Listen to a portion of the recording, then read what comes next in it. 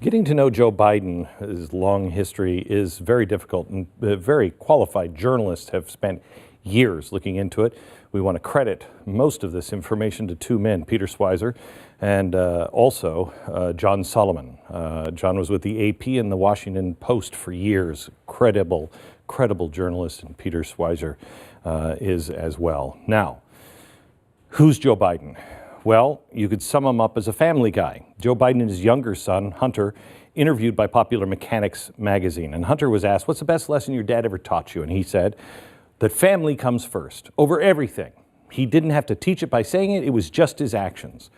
That, I think you will understand in about the next 16 minutes, is a massive understatement.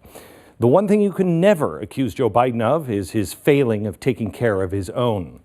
Joe Biden is a remarkable man with very, very powerful friends. In fact, one of his best friends, Joe Biden's best friends, is this man, John Kerry.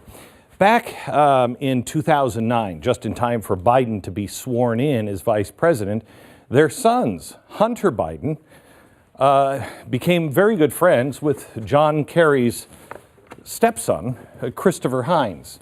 And they went into business together, and it was a lucrative business, it still is.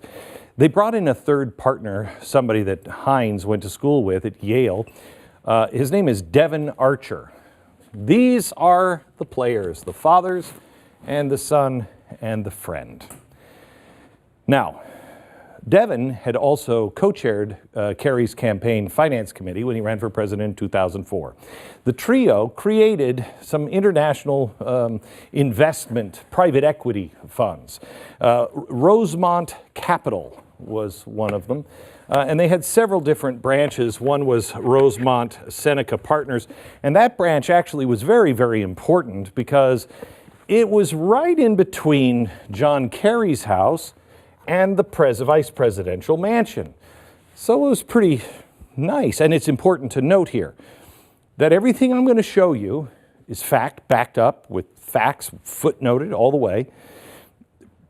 But it doesn't prove a crime because the U.S. Foreign Corrupt Practices Act does not prevent foreign companies from hiring or making special deals with the children of U.S. government officials. This isn't a crime as it is grotesque.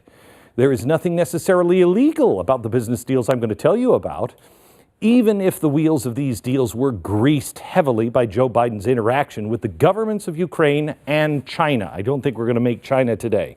But as you will see, this blurs the ethical line so much that you can't even make out the line anymore.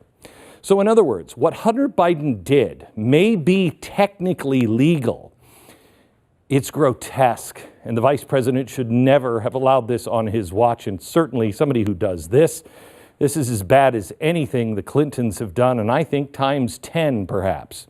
But we're going to get back to Rosemont Capital and Rosemont Seneca a little later, but I need to introduce you to the partners. And boy, oh boy, when you put a company together, the company you keep is really important. So they made some partners in the Ukraine. Now these partners are kind of spooky, kids. The first one is a former Ukrainian government minister, Mykola Zolevsky. He's not really a good guy. The other one is Ihor Kolomovsky. Now he heads a company himself. He's the head of this company. It's called Burisma. Now, this is the largest private natural gas company in all of the Ukraine. Zalewski created Burisma, but then through a complicated web of offshore dealings that we will get to a little later, this is common in the Ukraine, by the way, Burisma ended up being run by this guy.